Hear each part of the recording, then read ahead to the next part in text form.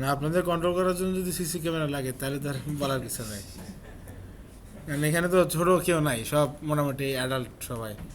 আর নিজের রেসপন্সিবিলিটি অন্তত বুঝতে হবে। আচ্ছা, তো এখন আমরা আরেকটা যে জিনিসটা করবো সেটার আগে, মানে নতুন কোড লেখার আগে সবার আগে যেটা করা হবে সেটা প্যাকেজিং। তো বড় বড় অ্যাপ্লিকেশন লেখার ক্ষেত্রে প্যাকেজিং করে রাখলে আপনার অ্যাপ্লিকেশনটা স্ট্রাকচার্ড ওয়েতে থাকে।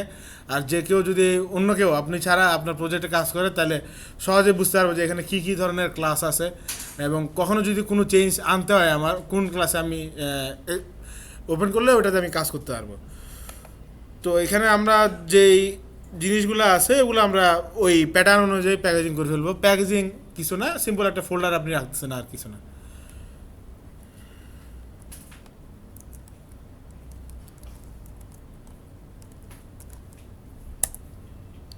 যেমন অ্যাক্টিভিটি প্যাকেজ আমরা রাখবো অ্যাক্টিভিটি যতগুলো আছে।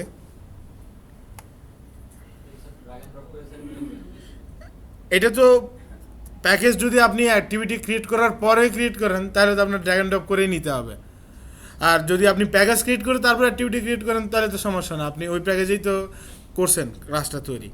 আচ্ছা, আমাদের যে অ্যাক্টিভিটিটা আছে ওটার নাম লেখা আছে আগে থেকে মেইন অ্যাক্টিভিটি, কিন্তু অ্যাপ্লিকেশনে মেইন অ্যাক্টিভিটি নামে কোনো অ্যাক্টিভিটি থাকতে পারে না। কারণ মেইন অ্যাক্টিভিটি বলতে আসলে কিছু বোঝায় না। কারণ অ্যাক্টিভিটির নাম হইতে হবে ওই অ্যাক্টিভিটিতে আসলে যে কাজটা হইতেছে ওই রিলেটেড। যেমন আমাদের অ্যাক্টিভিটির কাজটা ছিল একটা ডাটা বা এমপ্লয়ি ডাটা ইনসার্ট করার জন্য এই অ্যাক্টিভিটিটা ছিল, এবং আমাদের এমপ্লয়ির নামটা তাই আমরা রিনেম করে নিতে হবে। ফাইলের নামের সাথে কি ক্লাসের নামের কোনো পার্থক্য হলে সমস্যা? হুম, ফাইলের নামের সাথে ক্লাসের নামের পার্থক্য হলে, মানে বুঝিনি। যেমন আপনি অবশ্যই সেম হতে হবে, ক্লাস তো ক্লাস, ক্লাসের নাম ফাইলের নাম তো অলওয়েজ ম্যাচ করতেই হয়, নাহলে তো কোড চলবে না। অটো হয়ে যাবে না? রিফ্যাক্টরগুলো তো অটো হবে না, উনি জিজ্ঞেস করছে যে সেম হইতে হবে নাকি। আর আপনি রিফ্যাক্টর না করে যদি ক্লাসের নাম চেঞ্জ করেন, ধরেন ফাইলের জায়গা আছে আপনি ক্লাসের নাম চেঞ্জ করে ফেলছেন, তাহলে তো হবে না। এই জন্য আপনার যে কোনো কিছু চেঞ্জ করতে হলে গুড প্র্যাকটিস হলো রিফ্যাক্টর করা, তাহলে যত জায়গায় এই জিনিসটা ইউজ হয়েছে সব জায়গায় চেঞ্জ হয়ে যাবে। আর আইডি লিখতে লাগবে ঠিক।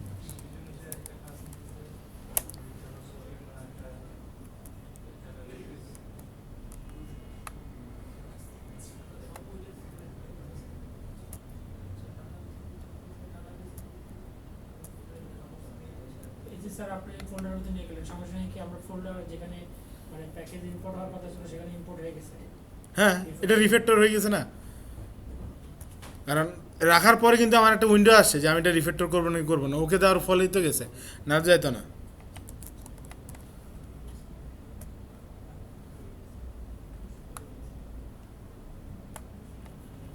এই যে রিফ্যাক্টর দিলে তারপর ওখানে যায়, কারণ এই বাইরে যখন ছিল তার উপরে প্যাকেজের ইনফরমেশন একটা দেওয়া ছিল, এখন যেহেতু আমি আরেক প্যাকেজে নিছি তার প্যাকেজের ইনফরমেশন তো চেঞ্জ হয়ে গেছে। এখন আমরা অ্যাক্টিভিটি ক্রিয়েট করার আগে সবার আগে যে জায়গায় চেঞ্জটা করতে হবে আমার ম্যানেজারে লিস্ট ভিউতে ডাটা দেখানোর জন্য, যাতে সবগুলা ডাটা নিয়ে আসে দেখাইতে পারে, ওটার জন্য একটা মেথড। একটা ফুল স্ক্রিন করেন কিভাবে? কই, ডাবল ক্লিক ডাবল ক্লিক করছি আর কিছু নেই। আচ্ছা, আচ্ছা, এই মেথড যেহেতু আমাদের রিটার্ন করবে কি একটা কালেকশন অফ এমপ্লয়ি, তো আমার অ্যারে লিস্টের টাইপ কী হবে, বা মেথডের টাইপটা আমার হইতে হবে কি অ্যারে লিস্ট মাস্ট, কারণ যেহেতু রিটার্ন করবে একটা অ্যারে লিস্ট, এবং অ্যারে লিস্টের টাইপ এমপ্লয়ি।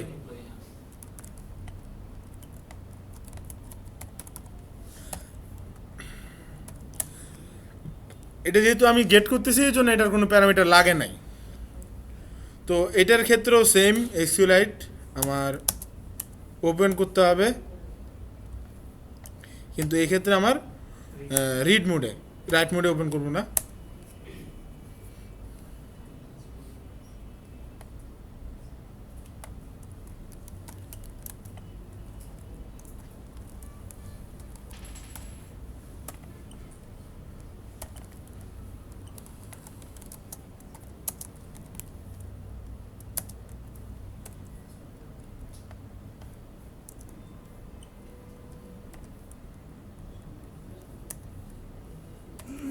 তো এখানে আমরা সিলেটে কোয়েরি একটা লিখছি, আপনি আপনার মতো যে কোনো কোয়েরি লিখতে পারেন আনার জন্য। আমরা লিখছি এখানে সিলেক্ট অল ফ্রম টেবিলের নাম, যে টেবিল থেকে আপনি ডাটাটা আনবেন। হ্যাঁ, বুঝি নাই কি এটা মেথডের নাম। তো মেথড আপনি কল করবেন নাম ছাড়া কিভাবে মেথড আসবে কোথেকে, আমি বুঝলাম না। মেথডের নাম ছাড়া তো আপনি কল করা যাবে না, নাম তো লাগবেই। আচ্ছা, আরেকটা জিনিস মিস হয়েছে, যে রিটার্ন যেটা করবে লিস্টটা দেওয়া নাই।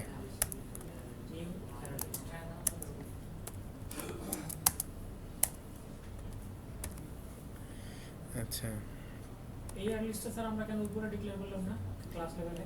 এটা তো ক্লাস লেভেলে তো সেম থাকবে না অলওয়েজ। যখন আমি মেথডটা কল করব তখন নতুন করে অ্যারে লিস্টে ক্রিয়েট হবে। ক্লাস লেভেলে রাখলে তো সবসময় একই অ্যারে লিস্টে ডাটা আসতে থাকবে, তাহলে তো আগের যে ডাটাগুলো আমি আনছিলাম ওগুলো থাকি যাইতেছে। তো আমার তো প্রতিবার মেথড অনুযায়ী অ্যারে লিস্টের ডাটা তো চেঞ্জ হইতে হবে, আগে ডাটা তো থাকা যাবে না। এই জন্য আমরা এখানে ওই মেথডের ভিতরে এটা করছি, method wise array list separate.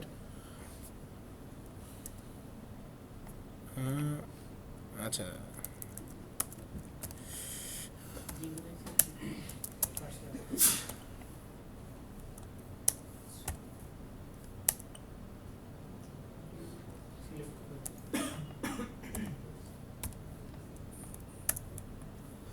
আচ্ছা, তো এখানে একটা জিনিস দেখেন, আমাদের কার্সর ফ্যাক্টরি ছিল ডাটাবেজের ক্ষেত্রে।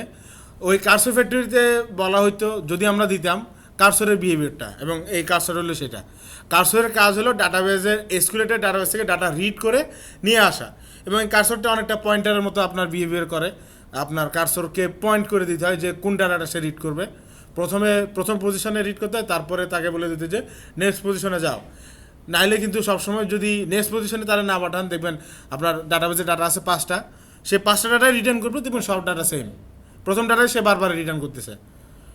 তো কার্সরের ক্ষেত্রে বিহেভিয়ারটা প্রথম থেকে শুরু করে সে লাস্ট পর্যন্ত যাইতে থাকে, এটা হলো ডিফল্ট বিহেভিয়ার। আপনি যদি ডিফল্টটা না চান, অন্যভাবে বিহেভিয়ার ইমপ্লিমেন্ট করতে চান, তাহলে তখন আপনার একটা কার্সর ফ্যাক্টরি ডিফাইন করার দরকার হইতো। স্যার আমরা যখন একটা আইডি মেসেজ বা আমরা 5টা চাই মানে টপ 5 বা লাস্ট 5, ওটাতে আপনি কোয়েরির উপরে, তখন কোয়েরির উপরে কোয়েরির উপরে আপনি কোয়েরি যেভাবে লিখবেন ডাটা তো ওইভাবে সে রিটার্ন করবে। কিন্তু কোয়েরিটা এক্সিকিউট করে যে ডাটাটা আসবে, এটা আসবে কার্সরের কাছে। কার্সরের মাধ্যমে আপনার ডাটাটা নিতে হবে, কার্সর ছাড়া আপনি নিতে পারবেন না। One kind of result sir. হ্যাঁ, অনেকটা এরকমই। আর র কোয়েরির ক্ষেত্রে আপনার এখানে দেখেন প্যারামিটার দুইটা আছে, একটা হলো যে এসকিউএল কোয়েরিটা আপনি পাস করবেন, আর আরেকটা হলো সিলেকশন আর্গুমেন্ট। এই সিলেকশন আর্গুমেন্টটা কিছু না, যে আপনার অনেক সময় ডাটা থেকে আনার সময় বিভিন্ন কন্ডিশন থাকে, যে আমার যদি এটা ইউজ টু এটা হয় তাহলে আমি ভ্যালুটা আনবো। ওইটা আপনি কোয়েরি দিয়েও লেখা যায় একই কথা, কিন্তু র কোয়েরি দিয়ে এখানে পাস করে ওইটা অনেকটা সিকিউর ওয়েতে, যাতে একটা স্ট্রাকচার ওয়ে সে দিয়ে দিছে আর কি। এখানে দেওয়া হয় আপনার অ্যারে কতগুলা দেওয়া হয়, যে আপনি কোনটার সাথে কী ম্যাচ করতে চান, একটা অ্যারে পাস করে এবং এর সাথে একটা ভ্যালু সে অ্যাসাইন করে। তো প্যারামিটার আকারে যদি কোনো ভ্যালু থাকে, সেক্ষেত্রে তখন ইউজারের থেকে যে মেথডটা সে কল করবে, মানে যদি কন্ডিশন দেওয়া হয় আপনি কোনো একটা এগেনস্টে ম্যাচ করবেন। ধরেন গেট অল এমপ্লয়ের ক্ষেত্রে আপনি চাইতেছেন আমার গেট করতে হলে একটা কিছু দিতে হবে তারে, ধরেন আইডি দিল। আপনি গেটের ক্ষেত্রে আপনি বললেন যে যদি আইডি এটার সাথে ম্যাচ করে তাহলে আসবে, নাহলে আসবে না। সেক্ষেত্রে আপনার এখানে আইডিটা ওইভাবে পাস করার দরকার হইতো। কিন্তু চাইলে আপনার এই কোয়েরি যেটা লিখছি ওখানেও দিলেও একই কাজ হয়। এটা একটু গুড প্র্যাকটিস আর কি, এবং এক্ষেত্রে সিকিউরিটিটা ভালো থাকে এসকিউএলের। স্যার এখানকার প্যাটার্নটা কি আরে না একটা জাস্ট আমি আইডি স্ট্রিং না না না, অ্যারে পাঠাইতে হবে, এই যে সিলেকশন আর্গুমেন্ট অ্যারেটা পাঠাইতে হবে। এটা কোয়েরির মধ্যে লিখলে ভালো না, কারণ হ্যাঁ? হয়তো মানে যেগুলো আমি চাচ্ছি না আনএক্সপেক্টেড ভ্যালুগুলোও আসবে। কোনটাতে? মানে ওই যে প্যারামিটার পাসিং বলা হচ্ছে ওটা যেটা চাচ্ছি না সেটা তো আপনার এখানে আপনি মেথডের প্যারামিটার কি না লিখবেন, কারণ আপনার এই মেথডটা তো স্পেসিফিক কাজের জন্য আপনি লিখতেছেন। আপনার যেটা দরকার আপনি প্যারামিটার তো ওই জিনিসগুলোই রাখবেন। হচ্ছে যে কোয়েরির সময় যদি সিলেক্ট অল দিয়ে দিই, এখানে যদি কোয়েরির সময় যদি না লিখি, হ্যাঁ, কোয়েরিটা তখন অন্যভাবে লিখতে হবে। কোয়েরি তো এখানে লিখলে তো সব নিয়ে আসতেছে, কোয়েরিটা তখন ওইভাবে সাজাইতে হবে যে কার সাথে কীভাবে ম্যাচ করবে। ওইটার সমস্যা না। আপনার সিলেকশন আর্গুমেন্ট কীভাবে ইউজ করতে হয়, আপনার স্ট্যাক ওভারফ্লোতে খুঁজলে আপনি বিভিন্ন ধরনের এক্সাম্পল পাবেন। কিন্তু নর্মাল যদি আপনি চান যে সবগুলো এমপ্লয়ি আনার জন্য কোনো ধরনের সিলেকশন আর্গুমেন্ট আপনি পাস করবেন না, সেক্ষেত্রে আপনার এই জন্য এখানে নাল পাস করা হইতেছে। প্রয়োজন হচ্ছে না, আমি কোয়েরির মধ্যে দিয়ে দিলে হয়ে গেল। হ্যাঁ, একই কথা, ঘুরে ফিরে কাজ কিন্তু একই হবে। এটা হলো স্ট্রাকচার্ড ওয়ে আর কি, গুড প্র্যাকটিস, আর কিছু না। ওপি বেজ এটা ওপি মানে এসকিউএলের বিভিন্ন ডকুমেন্টেশন দেখবেন এটা রিকমেন্ড করে বেশি, ওইভাবে না করে এইভাবে করার জন্য। আলটিমেটলি রেজাল্ট কিন্তু আপনার একই আসতেছে, আপনি কোয়েরির মধ্যে কন্ডিশন দিয়ে ডাটা আনেন বা এখানে দিয়ে ডাটা আনেন, আলটিমেটলি ডাটাটাই তো আসবে, আর কিছু তো না। আচ্ছা, তো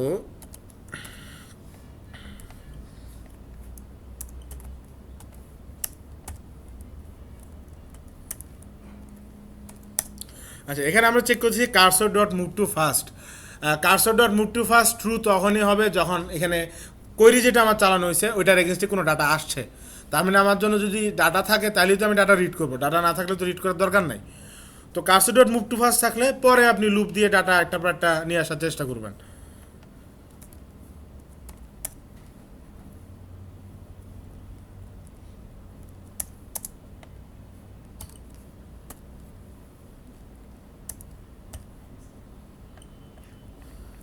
আচ্ছা, আইডি তো ইন্টিজার না?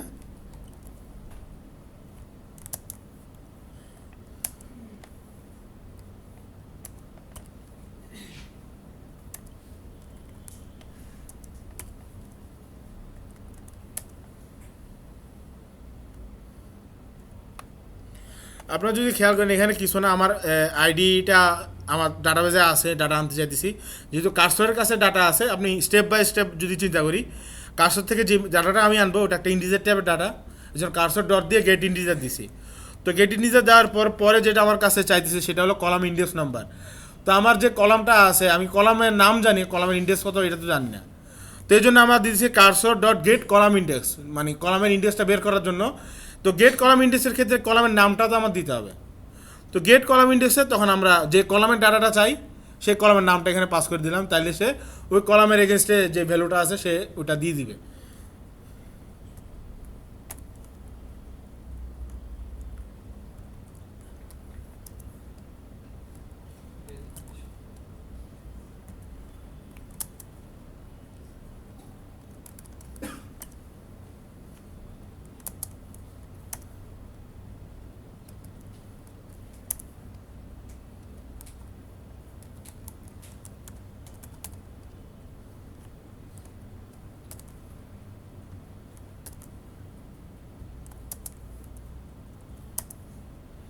আমার যে ভ্যালুগুলো ছিল কার্সরের কাছে, আইডি, নেম, ডেজিগনেশন, এখন আমার কাছে আছে আলাদা আলাদাভাবে সেপারেট ইন্ডিভিজুয়াল এক একটা ভ্যালু, অবজেক্ট হিসেবে কিন্তু এখনও নাই।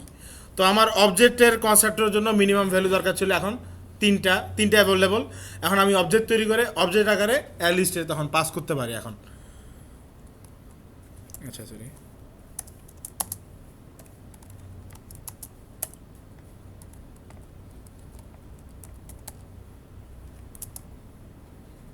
সরি,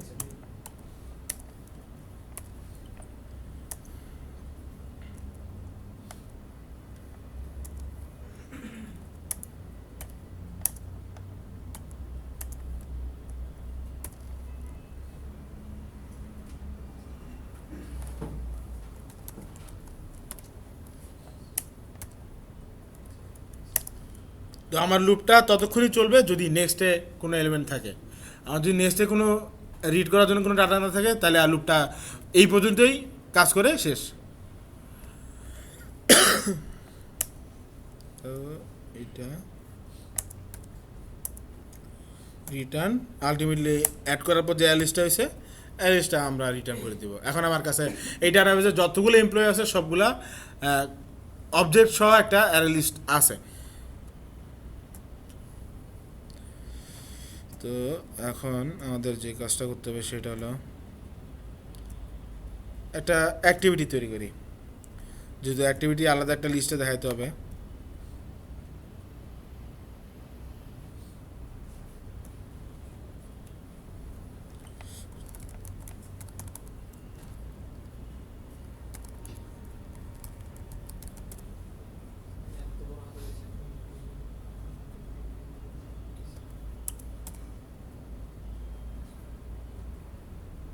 অ্যাক্টিভিটির পাশে কি স্যার অ্যাক্টিভিটি রাখতেই হবে? এটাই তো আপনার কনভেনশন, কারণ আপনি যদি নর্মাল নাম দিয়ে রেখে দেন ওটা অ্যাক্টিভিটি বিহেভিয়ার করবে ঠিকই, কিন্তু সেক্ষেত্রে পরবর্তীতে যদি আপনার অ্যাক্টিভিটি অনেকগুলো হয়, কোনটা অ্যাক্টিভিটি কোনটা ক্লাস, কোড ওপেন করা ছাড়া তো বোঝা যাবে না। যখন আপনার অ্যাপ্লিকেশন বেশি বড় হয়ে যাবে তখন আপনার ম্যানেজ করতে কষ্ট হয়ে যাবে।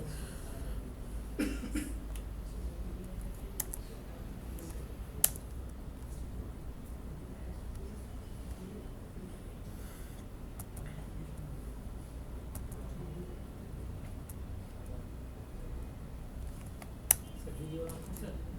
হ্যাঁ, ভিডিও চলতেছে।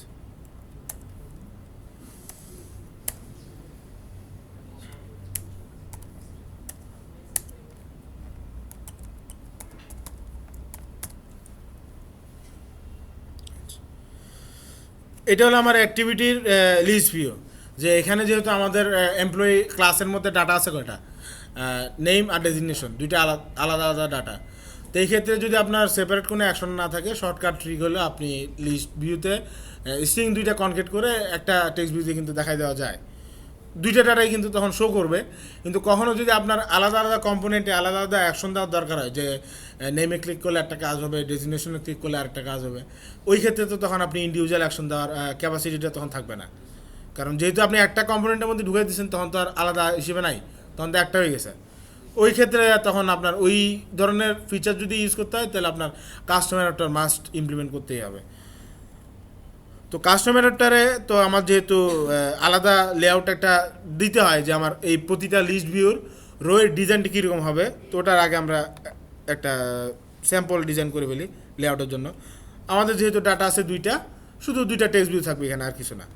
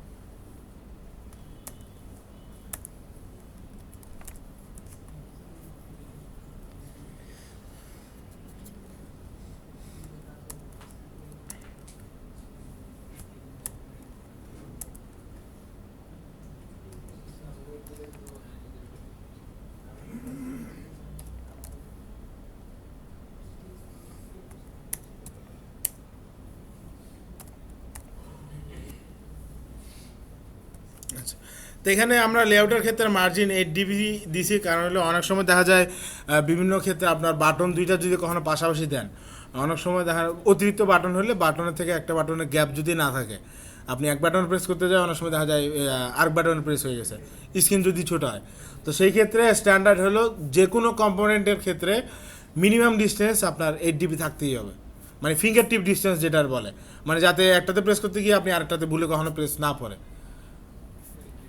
আপনার যত বেশি দেন সমস্যা নাই, কিন্তু মিনিমাম 8 dB থাকা উচিত যে কোনো দুইটা কম্পোনেন্টের মধ্যে, যদি ক্লিক ইভেন্টের ইস্যু থাকে।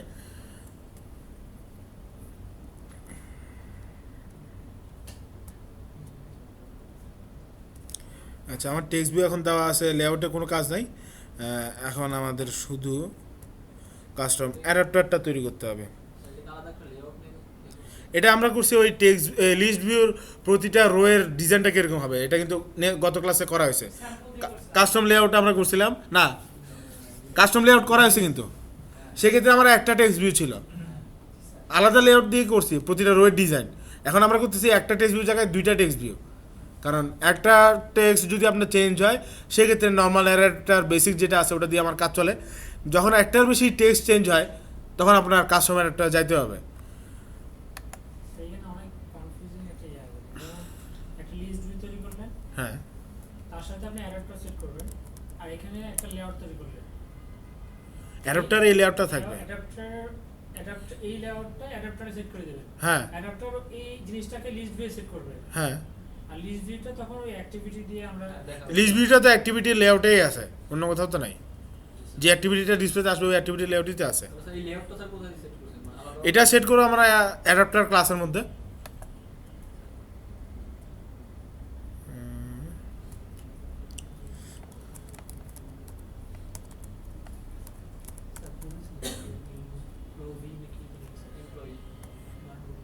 না, এটা দেখা যাচ্ছে না আর কি স্ক্রিনশটের কারণে।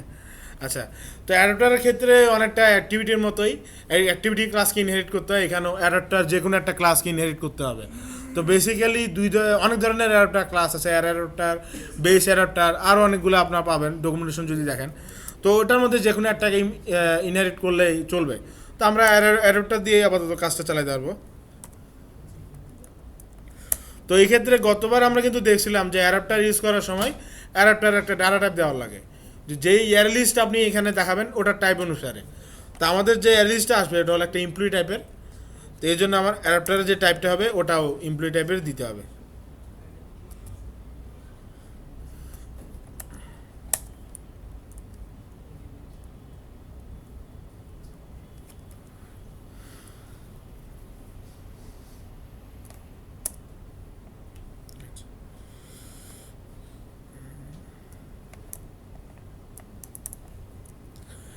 আচ্ছা, এই ক্ষেত্রেও আপনার ডাটাবেজের মতো সেম। তো যে অ্যাডাপ্টার ক্লাসের অবজেক্টটা তৈরি করবে তার কাছে যে ইনফরমেশনগুলো আসবে প্যারামিটারের, সেই ইনফরমেশনগুলো থাকবে, বাকিগুলো আপনি এই ক্লাস থেকেই সেট করে পাঠিয়ে দেবেন। যেমন ইউজারের অ্যাডাপ্টারের ক্ষেত্রে কমন যে জিনিসটা আসতে পারে সেটা হলো কনটেক্সট আর যেই ডাটাটা সে এখানে দেখাতে চায়। বাকি যেমন লেআউটটা আছে, লেআউটটা তার থেকে নেওয়ার দরকার নাই, আমি এখান থেকেই একটা ফিক্স করে দিব, কারণ যেহেতু ওই লেআউটের উপরে আমার ডিপেন্ডেন্সি আছে যে কম্পোনেন্টগুলো কোনটাতে কোন ডাটা বসবে। আমার যদি টেক্সট ভিউ অনেকগুলো থাকে বা নর্মাল বাটন থাকে, ওটা আইডি ধরে ভ্যালুগুলো তো ওখানে সেট করতে হবে। তো এই ক্ষেত্রে ইউজারকে ওই স্বাধীনতা দেওয়া যাবে না যে ইউজার যাতে আমার লেআউটটা পাস করতে পারে। আমরা এখান থেকে এটা সরাই ফেলবো, কিন্তু ভ্যালুটা আমার পাস করে দিতে হবে ডট এমপ্লয়ি রো। আচ্ছা, এটা অ্যারে লিস্ট। এখানে অবজেক্ট রাখলেও কাজটা চলে, একই কথা, কিন্তু কথা হলো নামের সুবিধার জন্য যেহেতু আমরা জিনিসটা ইউজ করব, বোঝার যাতে যায় অবজেক্ট দিয়ে আসলে কার অবজেক্ট জিনিসটা বোঝা যায় না কিন্তু অনেকটা।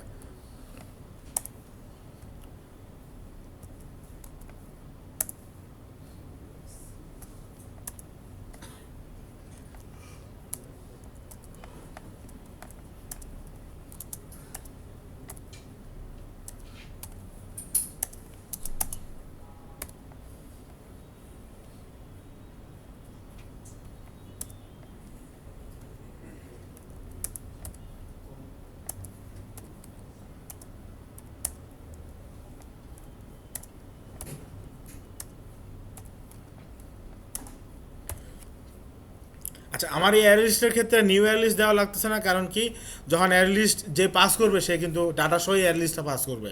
সেক্ষেত্রে আমার নাল পয়েন্টার এক্সেপশন হওয়ার কোনো চান্স নাই, কারণ যদি সে নালই থাকে তো ডাটা তো পাস করতে পারবে না। কারণ আমার এখানে রিকোয়ারমেন্ট দেওয়া আছে এমপ্লয়িজ ডাটা সহ ওই টাইপের একটা এয়ারলিস্ট আমার এইখানে আসবে যে আমার ক্লাসের কনস্ট্রাক্টর তৈরি করবে। আচ্ছা, তো এইটা তো হলো কনস্ট্রাক্টরের ভ্যালুর জন্য, মানে এই ক্লাসের অবজেক্টের জন্য কনস্ট্রাক্টর কীরকম হওয়া উচিত ওটা কনফিগার করা হয়েছে। কিন্তু অ্যাডাপ্টার ক্লাসের মেইন উদ্দেশ্য হলো আমার লিস্ট ভিউর কাস্টম যে রোটা আছে, যে ডিজাইনটা, ওটাতে কী কী কম্পোনেন্ট আছে, কোথায় কোন ডাটাটা বসবে, মানে ভিউটা কনফিগারেশন করা। ওটার জন্য আমাদের একটা মেথডকে ওভাররাইড করতে হবে, সেটা হলো গেট ভিউ মেথড। এটা কি করে দিলেন? গেট ভিউ লিখছি, সাজেশনে আসছে, যেটা আসছে সিলেক্ট করছি। অল্টারিং ইনসার্ট শর্টকাটটা কি ছিল? হ্যাঁ, কন্ট্রোল ও দিলে ওভাররাইড করার জন্য এই ক্লাসে যত অ্যাভেলেবল মেথড আছে সবগুলো আসবে। তার থেকে যেটা আপনি ওভাররাইড করতে চান ওটা সিলেক্ট করবেন, ওটা চলে আসবে এখানে। আচ্ছা, তো এই মেথডে সবার আগে যে কাজটা করব আমি সেটা হলো এখানে দেখবেন প্যারামিটার হিসেবে আছে position, convert view, view group. তো পজিশন তো আমরা গত ক্লাসে আলোচনা করা হয়েছে, আইটেমের ক্ষেত্রে নির্দিষ্ট রোয়ের যে পজিশন নাম্বার এখানে ওই পজিশনটা থাকবে। আর কনভার্ট ভিউ আসলে নামটা লেখা আছে কনভার্ট ভিউ, এখানে কনভার্ট ভিউ বলতে বোঝানো হয়েছে প্রতিটা রোয়ের ভিউটা ইন্ডিভিজুয়াল, প্রতিটা রোয়ের এক একটা ভিউ থাকে, ওই ভিউর মধ্যে ওই ভিউ রিলেটেড ইনফরমেশনগুলো আপনি পাবেন। আর ভিউ গ্রুপ বা প্যারেন্ট হলো পুরা whole as a whole list ভিউটা এখানে ভিউ গ্রুপ হিসেবে কাজ করবে। তো আমার প্রথম কাজ হবে এখানে আমার যে কালেকশনটা আসছে কনস্ট্রাক্টরে ওখান থেকে এই নির্দিষ্ট পজিশনের ডাটাটা আলাদা করে নেওয়া, কারণ আমার যদি ভিউতে সেট করতে হয় ডাটা তো সেপারেট রাখতে হবে আগে।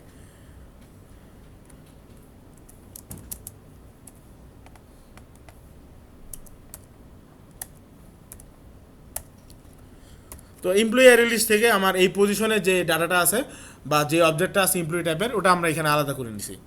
তো এখন আমার ভিউটা কিভাবে কনফিগার হবে এটা সেট করতে হবে।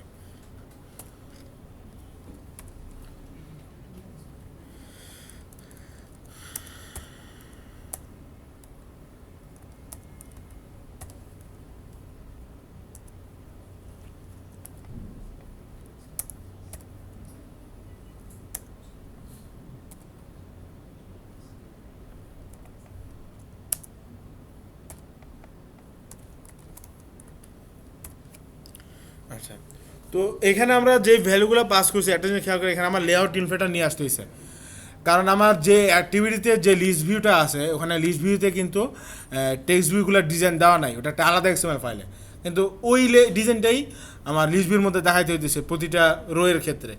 তো যেহেতু আমার আরেকটা এক্সএমএল মধ্যে চলে আসতেছে, এক্ষেত্রে লেআউট ইনফ্লেটার আমার কাজটা করে ইনফ্লেট করে নিয়ে আসে ওই লেআউটটা।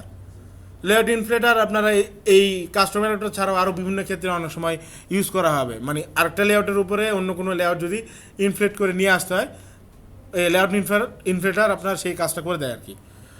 তো এক্ষেত্রে প্যারামিটার হিসেবে আমরা কন্টেস্ট পাস করছি, আর ইনফ্লেটার মেথডের ক্ষেত্রে তিনটা ভ্যালু আমার পাস করতে হয়েছে।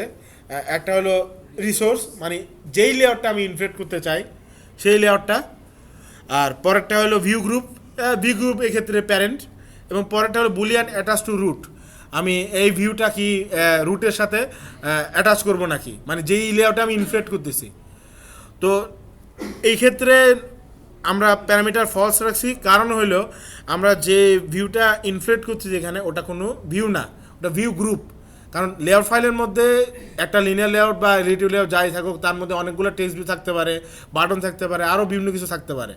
তো সেই ক্ষেত্রে একটা ভিউ গ্রুপ আর একটা ভিউ গ্রুপের কখনো অ্যাটাচ হইতে পারে না। যদি আপনার ভিউ গ্রুপের মধ্যে অ্যাটাচ করতে হয় এটা একটা ভিউ অবশ্যই হইতে হবে। মানে আমি যদি লেআউট ছাড়া কোনো একটা ইন্ডিভিজুয়াল কম্পোনেন্টের আইডি এখানে পাঠাতাম, ধরেন r.id বা কোনো টেক্সট ভিউর আইডি বা এডিট টেক্সট বা বাটনের আইডি, হ্যাঁ, সেই ক্ষেত্রে তখন আমার এই ফলস এটা ট্রু হইতো। তো আপনার যদি লেআউট ইনফ্লেটারের ডকুমেন্টেশনগুলো দেখেন ওখানে এত ক্লিয়ারলি কিন্তু বলা নাই অ্যাটাচ টু রুট মানে কি, অনেকটা থিওরিটিক্যাল কিছু টার্ম ইউজ করা হয়েছে, তো কখন ট্রু হবে কখন ফলস হবে এটা বলা নাই। কিন্তু সার্চ যদি দেন কখনো একটা আর্টিকেল মেবি আসতে পারে, এটা কার জানি লেখা খেয়াল নাই, ওখানে মোটামুটি লেআউট ইনফ্লেটারের এই কনসেপ্টটা নিয়ে বিস্তারিত আলোচনা করা আছে যে কী ধরনের ক্ষেত্রে ট্রু হইতে পারে ফলস হইতে পারে। বেশিরভাগ ক্ষেত্রে দেখা যায় এই ভিউ গ্রুপটাই আমরা পাঠানো হয় এবং ফলসই থাকে, মানে কখনো এখন পর্যন্ত আমার ফেস করতে হয় না আর কি যে এটা ট্রু দিয়ে আমি কোনো একটা ভিউ ইনফ্লেট করছি। হইতে পারে আপনাদের কোনো এক সময় কোনো একটা অ্যাপ্লিকেশনের তাগিদে ভিউ ইনফ্লেট করার দরকার হতে পারে, সেই ক্ষেত্রে তখন লাগবে আর কি, বুঝে সিঙ্গেল একটা ভিউ থাকলে তখন এটা ট্রু হবে। এখানে যেহেতু আমরা ভিউ গ্রুপ পাঠাতেছি এই জন্য এটা ফলস। যদি আপনি এখানে ট্রু লিখে পাঠান তাহলে দেখবেন অ্যাপ্লিকেশন ক্র্যাশ করবে, বলবে view group cannot be attach to as a আরেকটা প্যারেন্টের মধ্যে চাইল্ড হিসেবে। এক প্যারেন্ট আরেক প্যারেন্টের চাইল্ড হতে পারে না, প্যারেন্টের চাইল্ড হতে হলে আপনার চাইল্ডই পাঠাতে হবে। আচ্ছা, তো এটা হলো আমার কোন লেআউটটা ইনফ্লেট করবে, কীভাবে ইনফ্লেট করবে ওটা বলা। এখনও কিন্তু আমার এর ভিতরে কী কী কম্পোনেন্ট আছে ওটার মধ্যে ডাটাগুলো কীভাবে বসবে ওটা বলা হয় নাই।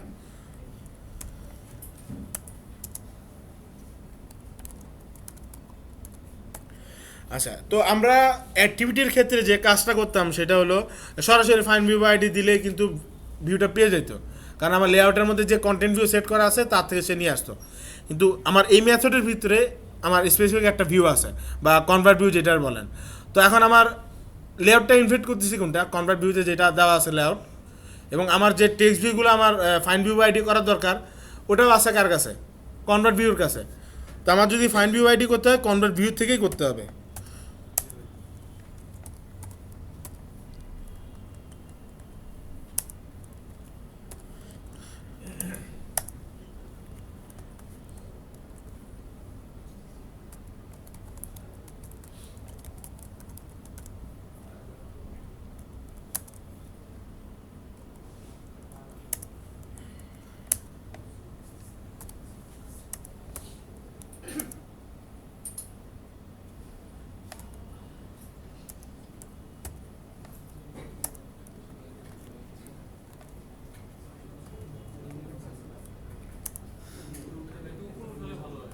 আচ্ছা দাঁড়ান একটু লেখাটা শেষ করি।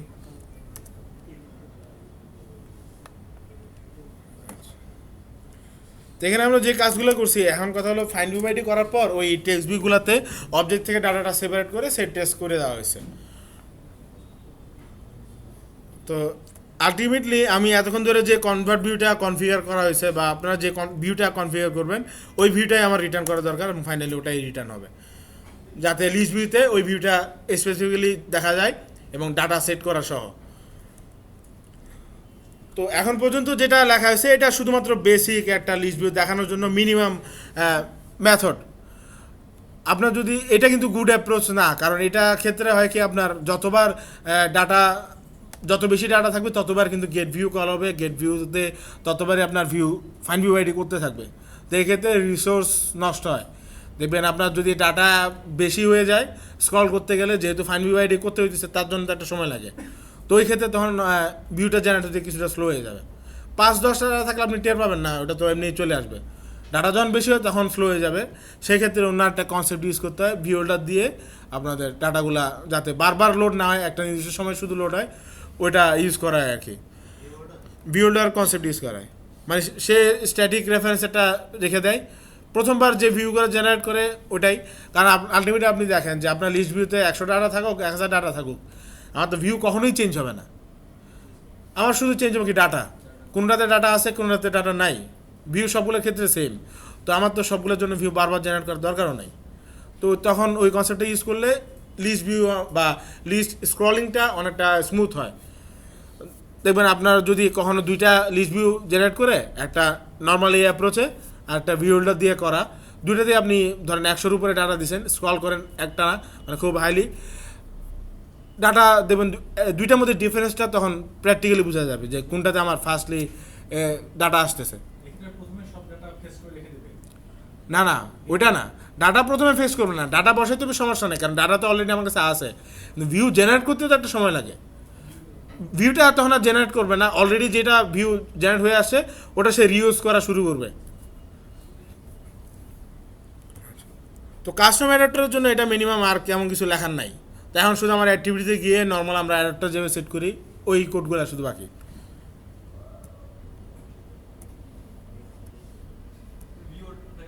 হ্যাঁ, বিল্ডার আমরা নেক্সট ক্লাসে ডিটেলস একদম বিল্ডার ইউজ করে বাকি কাজগুলো সব দেখবো, সমস্যা নেই।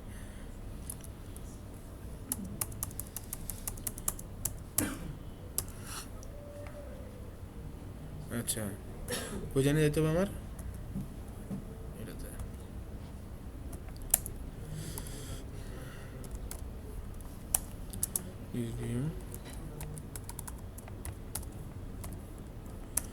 এমপ্লয়ি লিস্ট ভিউ আর কি আছে? পালানোর সময় চলে আসছে। স্যার ক্লাস ফাঁকি দেওয়ার সময় চলে আসছে। কেন? যেভাবে ভিতরে যাচ্ছি কাছে প্র্যাকটিস না করলে খবর আছে। হ্যাঁ, ডাটাবেজের না, ডাটাবেজের পরীক্ষা কেমন হবে? আপনার প্রজেক্টই তো দিতেছেন ডাটাবেজের উপর, আবার পরীক্ষা দিয়ে কী করবো?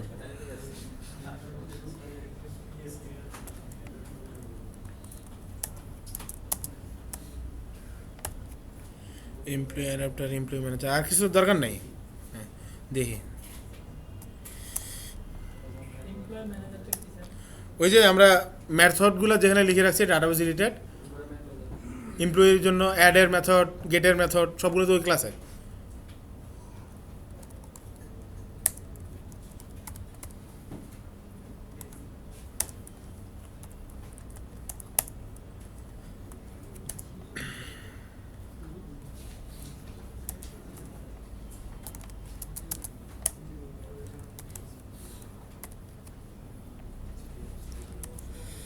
ও অ্যারে লিস্ট,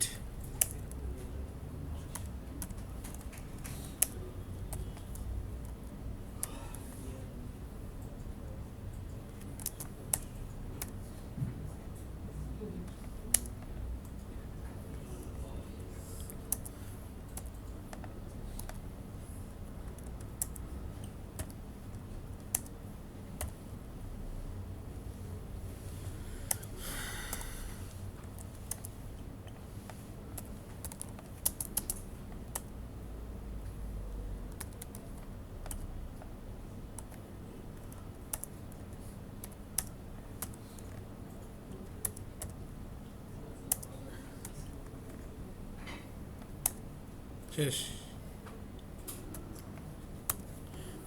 আচ্ছা, তো একজনের মোবাইলটা একটু দিতে হবে, অ্যান্ড্রয়েড থাকলে হবে? এয়ারড্রয়েড থাকতে হবে আর কি। আমাদের লিস্টে যে ডাটাগুলো ছিল। তাই না তো এখন? হ্যাঁ তাই না এখন? নাকি আরো এখনো যায়? যদি আপনারা চেক করে দেখছেন।